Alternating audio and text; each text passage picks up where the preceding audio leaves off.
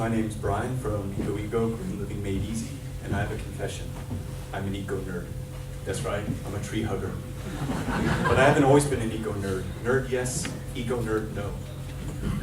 I grew up in the 70s, and I heard all the talk about pollution and overpopulation, deforestation. It was a very dark and gloomy time. Everything was so heavy, and it really wasn't fun. And we've seen these kinds of pictures for the last 40 years. Pollution just spewing out. And I don't want to spend the rest of my time showing you these kinds of doomsday pictures. By the way, this is a pile of used tires. We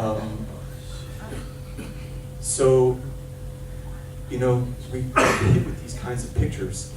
And I remember when growing up, there was this commercial of a Native American man, sailing through the water, and pollution all around, polluted water, smokestack spewing pollution into the air, and a tear running down his cheek. And then a voice says, "People started pollution, you can stop it." And he was my Halloween costume that year. And so I wonder, is it a bunch of hippies trying to brainwash us and promote their flower power agenda on everybody, showing us pictures of endangered whales and starving African children?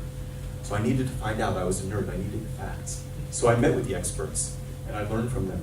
I went to school, I worked, I searched high and low, listening, watching, and reading everything I possibly could.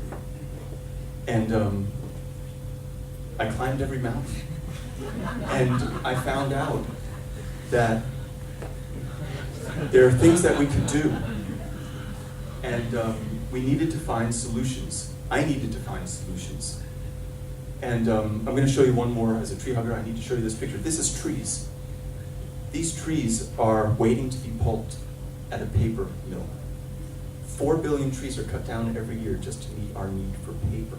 4 billion trees. Aren't there alternatives?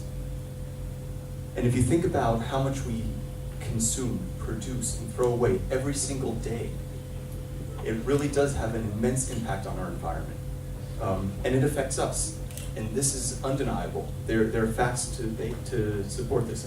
So when I sat up and I looked around and I soaked it all in, I realized I needed to find solutions to these problems. I needed to find these alternatives. And I discovered some amazing things. There is some incredible design out there, but the frog was right. It wasn't easy being green. The solutions were there, but they were hard to come by. So what do you do when you can't find what you're looking for?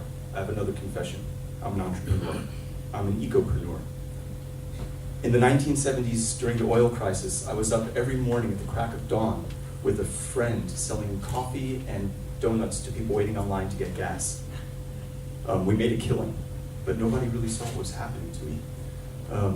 And as an ecopreneur, I knew I wasn't the only one looking for solutions. And there are amazing things happening out there. There are innovators and designers and visionaries creating new products, new technologies, new forms of communities. We've even found ways to make everyday items in new ways. And we're realizing that good design is, by nature, green design.